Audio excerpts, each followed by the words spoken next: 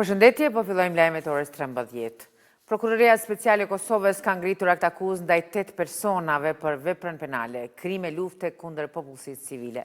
Sipas akt akuzës të pandeurit nga 24/03/1999 deri më 31 mars 1999 në qytetin e Gjakovës, gjatë një operacioni të gjerë, duke vepruar në bashkëkryrje dhe në koordinim me strukturat policore, ushtarake dhe paramilitare, kanë kryer vrasje, dëbim të popullsisë civile, shkatrim dhe pleqkitje të pronës së tyre. Një bastisje është kryer në Agjencinë Kadastrale të Kosovës, si dhe në disa lokacione të tjera nga Prokuroria Themelore në Prishtinë, përkatësisht nga një siti për hetimin e krimeve ekonomike dhe korrupsionit. Aksioni për kontroll është kryer ndaj 5 të dyshuarve lidhur me veprën penale, keqpërdorimi i detyrës zyrtare apo autoritetit zyrtar, falsifikim të dokumenteve, si dhe legalizimi i përmbajtjes së pavartet.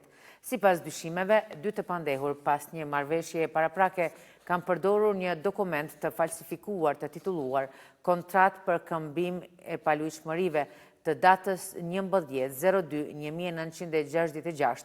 Përmes këtij dokumenti është paraqitur në mënyrë të rreme kinse ka ndodhur një këmbim pronash në vitin 1966 me qëllim të përfitimit të kundërligjshëm pasuror.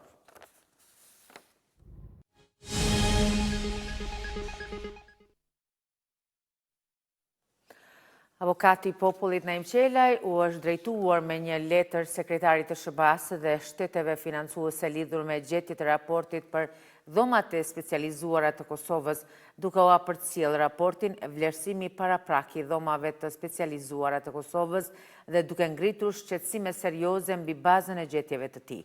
Njëkohësisht, letra është përcjell edhe ministrave të jashtëm të Zvicrës, Norvegjisë, Turqisë dhe të Kanadas. Sipas njoftimit të avokatit të popullit, raporti është shpërndar gjithashtu te zyrtarët më të lartë ndërkombëtar. Në këtë letër, avokati i popullit ka shprehur shqetësimet lidhur me garancitë për gjykim të drejtë gjatë procedurave në dhomat e specializuara të Kosovës. Ndërkohë, Partia Demokratike e Kosovës ka reaguar ashpër ndaj shtyrjes së radhës për shpalljen e aktgjykimit në procesin gjyqësor ndaj krerëve të ushtrisë çlirimtare të Kosovës në gjykatën speciale në Hag. Në një deklaratë për media, PD-k cilësoi këtë vonesë të pajustifikueshme dhe dëshmi të një procesi të shtrëzgjatur, i cili sipas tyre ka humbur kuptimin e drejtësisë dhe është ndikuar nga kalkulimet politike. PD-k u ka bërë thirrje bashkësisë ndërkombëtare dhe institucioneve të drejtësisë që të reflektojnë dhe të mos lejojnë që ky proces të shndrohet në një shembull të dështimit të drejtësisë ndërkombëtare. Organizata e veteranëve të luftës së UÇK-s ka dorëzuar peticion me 200.000 nënshkrime në gjykatën speciale lidhur me gjykimin ndaj krerëve të UÇK-s. Në njoftimin e OVL-s thuhet se ky peticion është kundër padrejtësive që po ndodhin në speciale ndaj udhëheqësve të ushtrisë çlirimtare të Kosovës. Vazhdojmë me zhvillime të tjera. Kur kanë mbetur vetëm edhe një ditë afat për partitë politike për të njoftuar pjesëmarrjen ose mos pjesëmarrjen në zgjedhje dhe deklarimin e koalicioneve, disa nga partitë politike kanë kryer këto obligime ndaj Komisionit Qendror të Zgjedhjeve. Zëdhënësi i KQZ-s Valmir Elezi ka thënë për RTK se deri më tani KQZ ka pranuar njoftimin për pjesëmarrjen në zgjedhje nga 18 parti politike, mos pjesëmarrjen nga 4 të tjera dhe formimin e një koalicioni të përbërë nga 2 parti politike. Sipas Elezit, afati për aplikim për certifikim të subjekteve të reja politike ka filluar më 2 maj dhe do të përfundojë më 10 maj.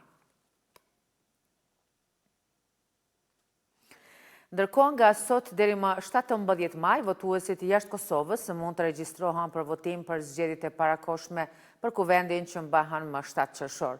KQZ ka njoftuar se regjistrimi për të votuar nis sot dhe mund të bëhet përmes platformës apo përmes postës në kutinë postare të KQZ-s në Kosovë.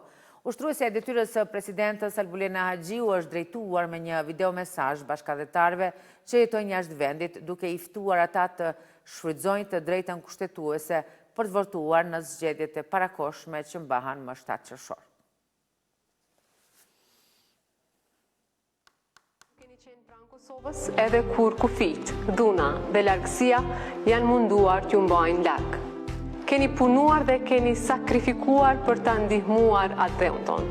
Keni qenë zëri i Kosovës kudo në botë.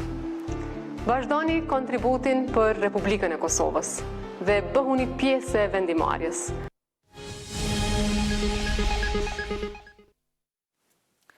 Në Kosovë është shënuar për vjetori i dytë i hyrjes në fuqi të marrëveshjes së kompaktit e financuar nga Shtetet e Bashkuara të Amerikës përmes korporatës së sfidave të mijëvjeçarit.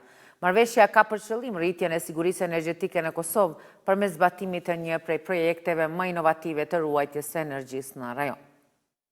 Shtetet e Bashkuara të Amerikës me mbështetjen e tyre dhe poshtë suksesi avaret nga zotimi i qeverisë së Kosovës, sektori privat, institucione financiare, por poshtë edhe shoqëria civile. Kjo është një partneritet i vërtet që bën bashkë ekspertizën tonë më të mirë, burimet tona, por poshtë edhe vizionin tonë të përbashkët për të ardhmen. Derisa shohim përpara, le ta mbajmë këtë momentum së bashku, nuk jemi duke ndërtuar vetëm objektet për ruajtje energjisë apo qendrat e trajnim, por po ndërtojmë themelin për rritje të qëndrueshme për integrim dhe për prosperitet të përbashkët, po krijojmë mundësi të reja për kompanitë edhe të Kosovës edhe të Amerikës që janë të ngjashme dhe po ashtu Kosova do të luajë rol për çështjen e besueshmërisë energjisë. Programi po vjen në një kohë kur është në kohën më të duhur për Kosovën dhe kjo është e qartë. Drejtoresha foli më herët për jo vetëm për megavatat, për ndikimin real. Dhe mendoj që tani ku jemi, ndikimi real tashmë është shumë i qartë. Burimet e ripërtërishme të energjisë në sistemin tonë janë duke u rritur, siç janë duke u rritur edhe në rajon. Mirë po edhe kosto e rezervave gjatë viteve të fundit kemi parë që ka pas rritje dhe kjo ka pasur ndikim direkt në tarifat të konsumatorëve. Sot ky angazhim po përkthehet në rezultate konkrete. Kemi përfunduar dizajnin dhe në koordinim të plot me MCC-n kemi avancuar në fazën finale të prokurimit për sistemin e ruajtjes së energjisë, përmes baterive një investim strategjik ky me kapacitet për 340 MWh, që do të rrisë stabilitetin dhe fleksibilitetin e sistemit të energjisë në vendin tonë.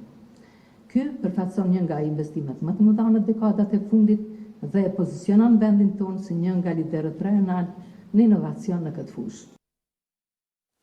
Ecim tutje, komandanti i Forcës së Sigurisë së Kosovës Bashkim Jashari po merr pjesë në panairin Saha Expo 2026 në Stamboll.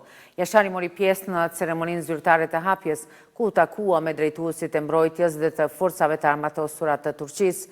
Ai prezantoi objektivat për zhvillimin e forcës së sigurisë dhe diskutoi plane dypaleshe.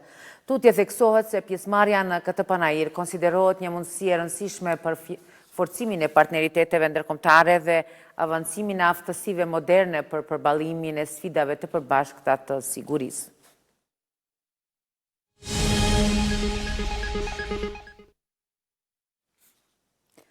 Ministri i Bujqësisë Armend Muja ka nënshkruar vendimin për vendosjen e sistemit të detyrueshëm të raportimit digjital në sektorin e qumshtit.